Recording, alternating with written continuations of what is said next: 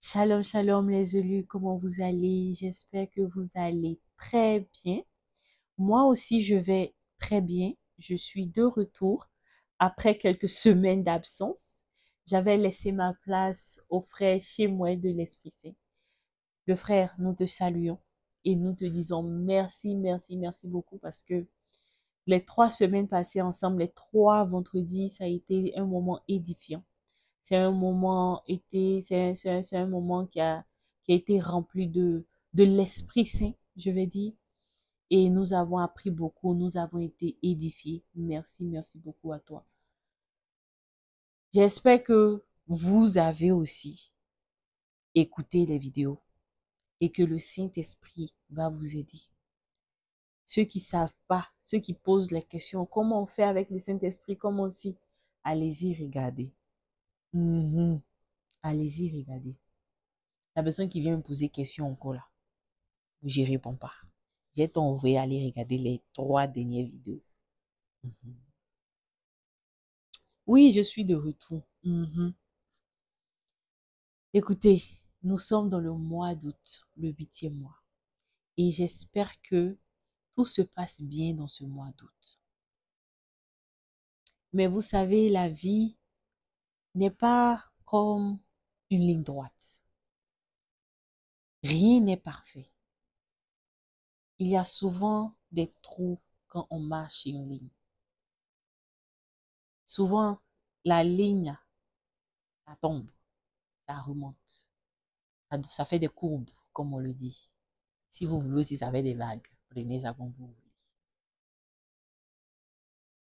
Et ce mois, ce mois d'août, j'ai décidé que le thème que nous allons aborder dans ce mois d'août, ce sera l'épreuve. L'épreuve. Hmm. Souvent, là, comme je le dis, là, il y a des déserts quand tu passes là. Toi-même, là, même l'eau ne touche pas ta bouche. Tellement que c'est chaud. Mais nous allons parler de tout ça. Nous allons parler de l'épreuve. Dans l'épreuve, il y a plusieurs situations. Je peux pas, je vais essayer d'être un peu global. Mais aujourd'hui, nous allons parler de deuil. Les jours à venir, les vendredis à venir, on va parler de dépression, de comment sortir de ces moments-ci. Et j'espère que ça va beaucoup, beaucoup vous aider. Aujourd'hui, on va parler, comme j'ai dit, aujourd'hui, on va parler de deuil. Et je vais parler un peu d'une petite partie de ma vie qui est aussi un témoignage, un petit témoignage pour le deuil. Et bon, c'est normal, vous ne le savez pas. J'ai perdu mon père quand j'étais très jeune. J'étais au CM2, en examen, je devais passer l'entrée en sixième. Je pense que c'est le CM2 si je ne me trompe pas. Et déjà qu'on ne se voyait pas très souvent parce qu'il était malade et tout. Et excusez, ce sera un peu difficile, mais on va y arriver. Soyez patient avec moi. Donc, je le voyais pas très souvent. Je me rappelle très bien la dernière fois que je l'ai vu. Il était venu me voir, me chercher pour passer du temps et tout. Il était malade. Il était malade. Si je me trompe pas, il avait le diabète, il a fait un AVC. Donc, il marchait avec des béquilles, il pouvait pas conduire, on le conduisait et tout. Et j'ai toujours ce même souvenir, ce dernier souvenir que j'ai de lui. C'est à cause de lui que j'ai toujours aimé les grosses voitures parce qu'il avait un Patrol. Je sais pas si ça vous dit quelque chose. Et c'était la dernière fois et tout, je me rappelle très bien, il m'a déposé dans le parking, il ne pouvait pas monter à cause des escaliers et tout, et il est parti, c'était la dernière fois que je le voyais. Donc, ça va bien aller. Donc, quelque temps après, je pense, quelque temps après, c'était difficile de le voir et tout. Et quand j'étais en classe de CM2, moi, je comprenais un peu la situation, donc je comprenais un peu la situation, mais vous savez, quand on est enfant, ou même en tant que grande personne, on ne pense pas littéralement que on peut perdre cette personne du jour au lendemain. Et je me rappelle très bien le jour qu'on me l'a annoncé. C'était ma marraine, la grande sœur de ma mère qui est venue me voir, qui est venue nous voir un samedi. Et elle m'a emmenée dans la chambre et elle m'a annoncé la nouvelle. Quand elle m'a annoncé la nouvelle, j'ai l'impression en fait de revivre encore et tout. Et quand elle m'a annoncé la nouvelle, ce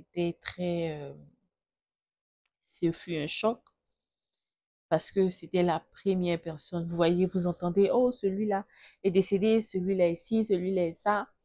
Mais quand ça vous arrive à vous, à un, à votre père ou à votre mère, c'est dur. Et en plus, j'étais très jeune. Je me disais que j'avais tout le temps pour le voir.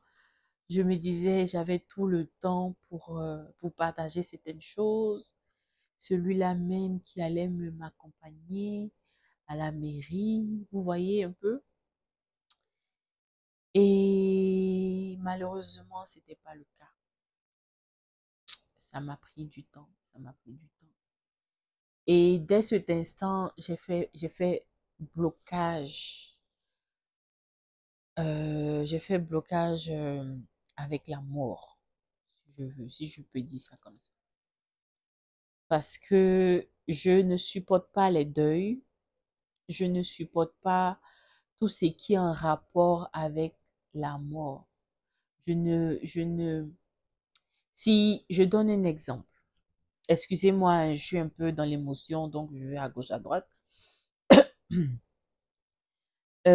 Si par exemple, on vient m'annoncer qu'il a perdu quelqu'un, je vais dire, ah, ok, c'est normal, c'est la mort. C'est normal, ça arrive à tout le monde. Sur le champ, la personne qui est en face de moi ne comprendra pas ma réaction. Mais moi, ça m'a pris du temps pour venir même en parler. Aujourd'hui, c'était même pas le sujet, même le deuil, c'était même pas le sujet. Mais quand ça m'a, quand ça m'est arrivé, j'ai fait blocus. Je parlais pas de mort, je parlais pas comment dirais-je, de deuil. En fait, tout ce qui est en rapport, tout ça, funérailles, non. J'ai perdu, il y a des personnes que j'ai perdues, que je ne suis même pas allée au funérailles. Je sais qu'il y a deux personnes uniquement que je suis allée à le funérailles, mais les autres, je suis pas allée.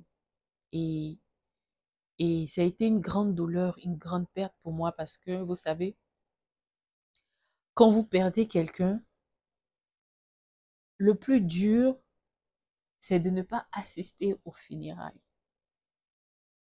Le plus dur, c'est de ne pas pouvoir dire au revoir à la personne.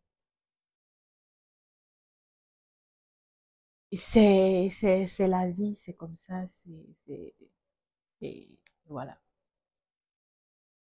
Et pendant toutes ces années jusqu'à aujourd'hui, je, comme je le disais, j'ai fait juste un blocus dans ma tête. Je m'en voulais pour tout, je m'en voulais, je me suis enfermée dans une bulle. Je me suis fait un caractère, créé un caractère propre à moi. Je suis devenue assez introvertie. Depuis petite, j'ai appris à être seule.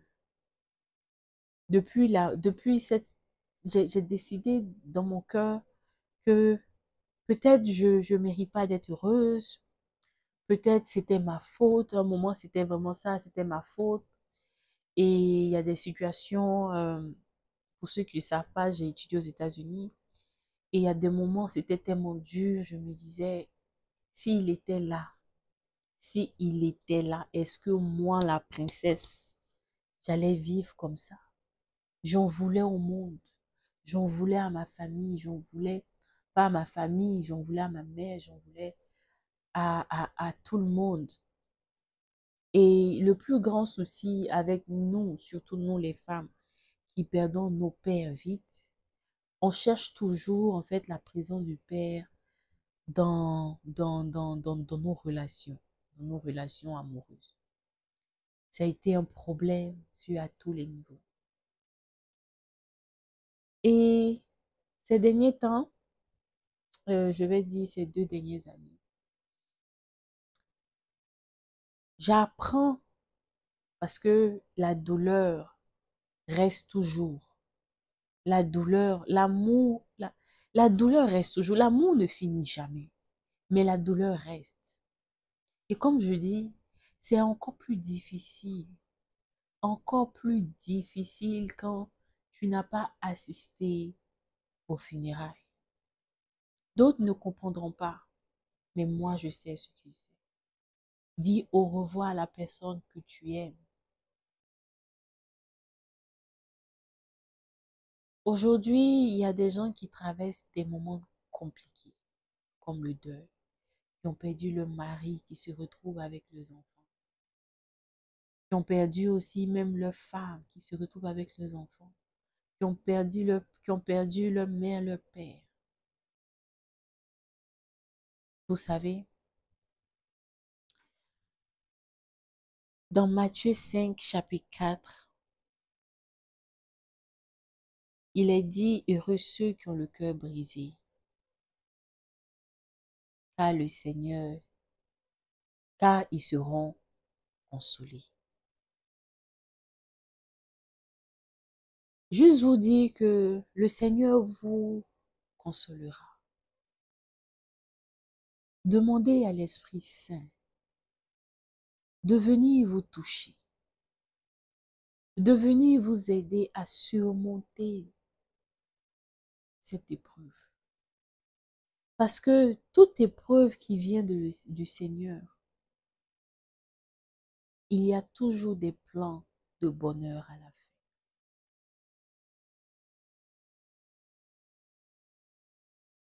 Il y a des douleurs intérieures qui se construisent, qui se font après le deuil. Mais le gros problème, c'est que nous, surtout nous, Africains, on a des problèmes à extérioriser la douleur. Quand on veut parler de nos douleurs, on dit, même les hommes, quand ils veulent parler, on dit, oh, toi tu es garçon, comment toi tu vas venir parler? Toi tu es garçon, toi tu es un homme, tu ne peux pas parler. Nous, en tant qu'Africains, c'est compliqué, très compliqué de pouvoir s'exprimer. Et ce qui n'est pas très bien. Et dans le deuil, quand on accompagne, on finit de faire l'enterrement et tout, nous devons apprendre à ne pas être seuls. On doit on doit déjà savoir ce qu'on aime et ce qu'on n'aime pas. Pourquoi je dis ça? Parce que vous devez trouver des activités pour vous occuper l'esprit. Vous devez faire des activités qui vont vous permettre qui vont vous reconforter. Ça ne peut pas, la douleur ne va pas finir du jour au lendemain. La douleur ne va pas finir du jour au lendemain, mais on doit apprendre à lâcher prise. Et ça a été un de mes gros problèmes. Imaginez-vous, depuis 2001 jusqu'à 2024, je devais apprendre à lâcher prise parce que ça me tirait en arrière sur certaines choses. Émotionnellement, je suis pas quelqu'un qui exprime vraiment ce qu'elle ressent. Je suis prête à écouter tout le monde, mais je suis pas prête à m'asseoir et à expliquer mon problème. Si je l'explique, c'est que vraiment, je suis vraiment à bout. Et ça, c'était un problème pour moi.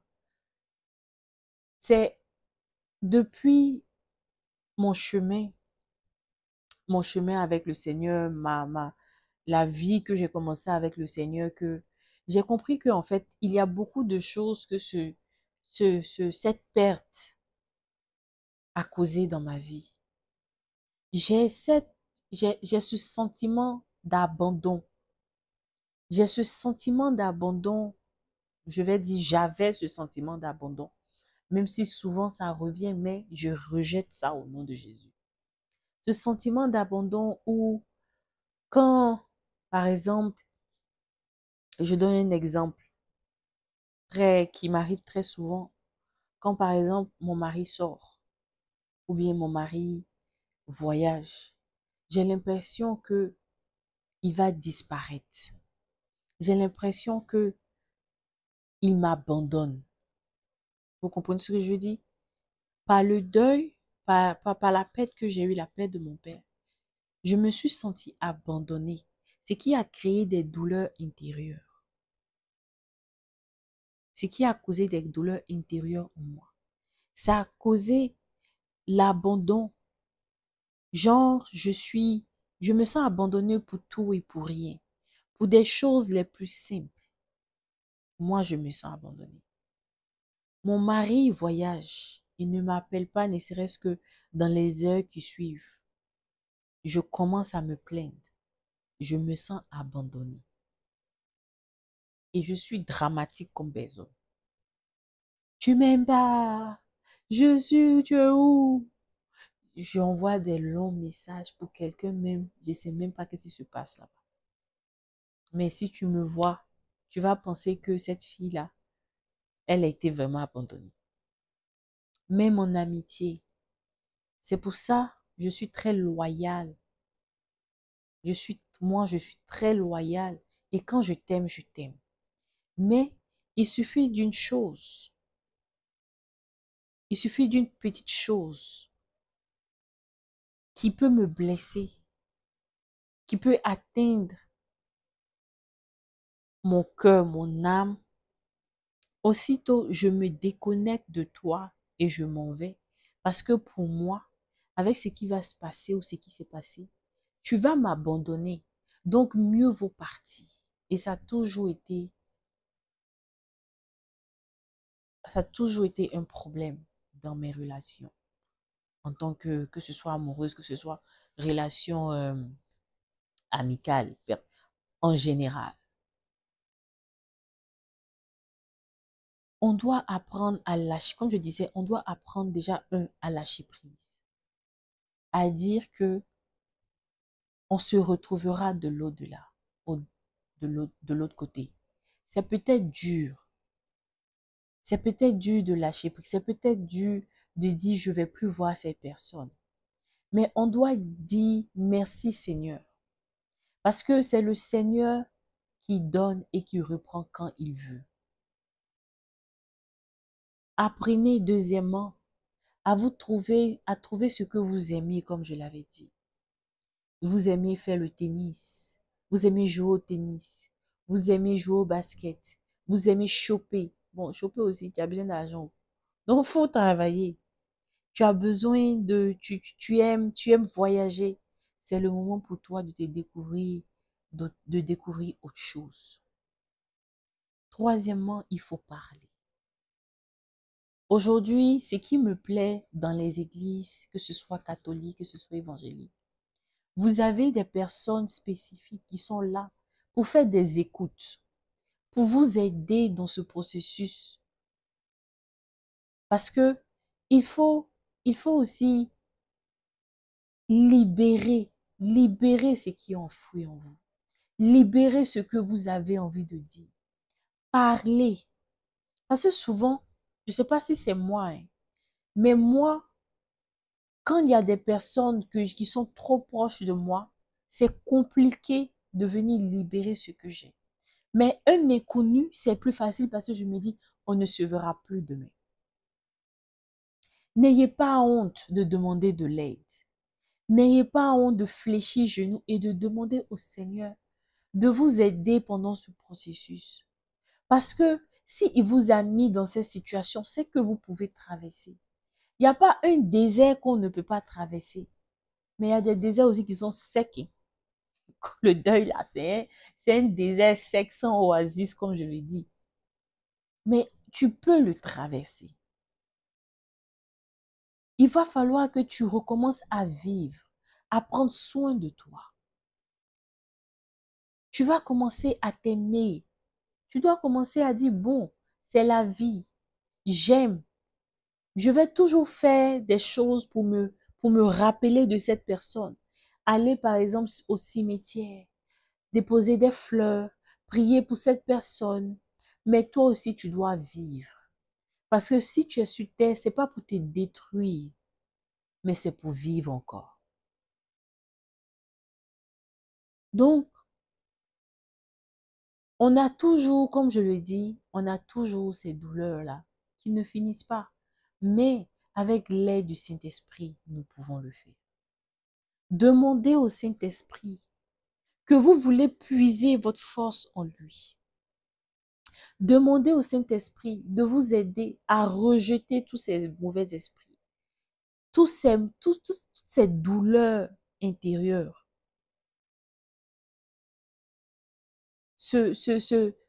Moi, par exemple, comme je vous disais, j'ai un problème avec l'abandon.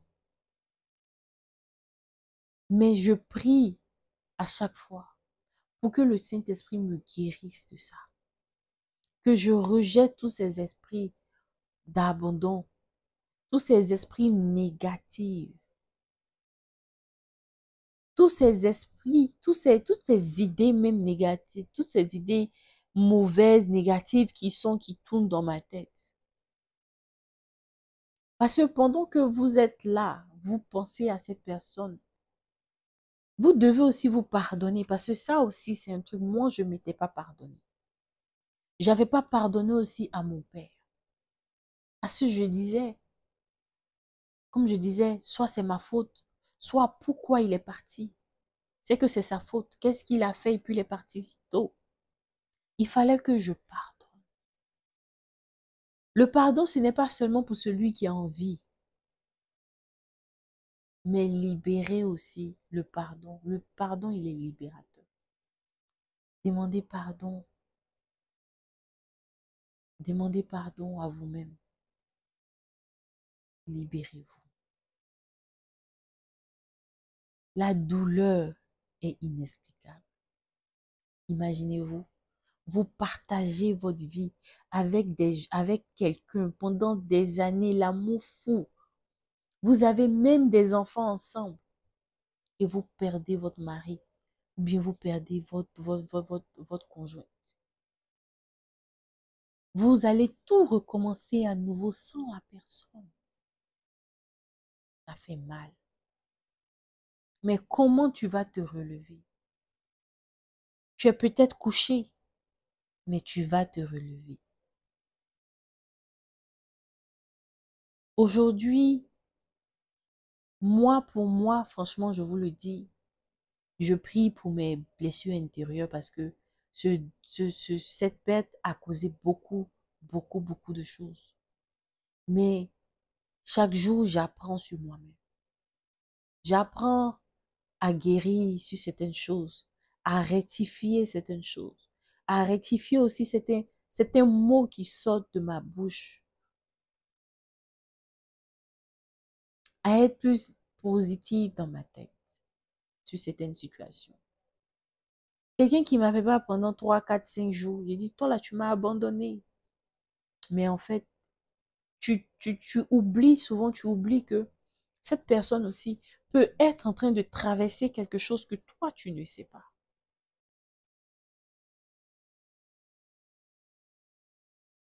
Et ça, c'est quelque chose, on doit travailler tous là-dessus. Parce que chacun a des blessures intérieures. Chacun a eu un problème ou, comme je vais dire, a eu une douleur à cause d'une perte. Et ceux qui n'ont pas encore eu ce genre de choses, je ne vous le souhaite pas. Pas du tout. Soyez bienveillants envers ceux qui sont autour de vous. Aimez ceux qui sont autour de vous. Faites le nécessaire d'être en paix avec eux.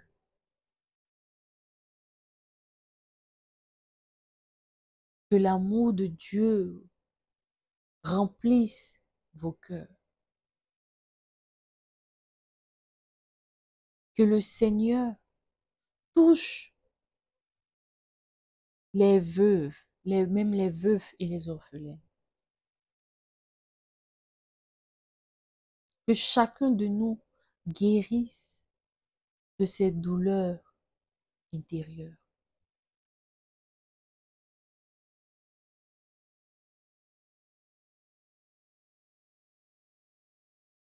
Je bénis le nom du Seigneur pour ce moment. Parce que ça n'a pas été facile pour moi. Comme vous l'avez remarqué, je suis allée un peu de gauche à droite. Mais on se reverra le vendredi prochain pour un autre témoignage. Nous allons parler d'une autre chose. Ce sera une continuité de ce que j'ai commencé en ce jour. Et comme je dis, nous allons parler de l'épreuve pendant ce mois d'août. Ce sera pas facile, mais nous allons en parler parce que nous devons nous soutenir. Nous devons, nous devons apprendre à se relever. Tu peux être couché, mais tu dois te relever. J'ai été très, très heureuse d'être là parmi vous. Et j'espère que ce moment-là a été un moment, ce sera un moment édifiant pour vous. N'oubliez pas de liker, de commenter et de partager. Et je suis aussi, sans oublier, vous dire, nous allons avoir de nouvelles petites rubriques de gauche à droite, mais vous allez découvrir au fur et à mesure. Les vendredis, vous aurez à 18 h, si Dieu le voulant, vous aurez toujours vos vidéos. Pendant la semaine, il y aura des petites rubriques et tout.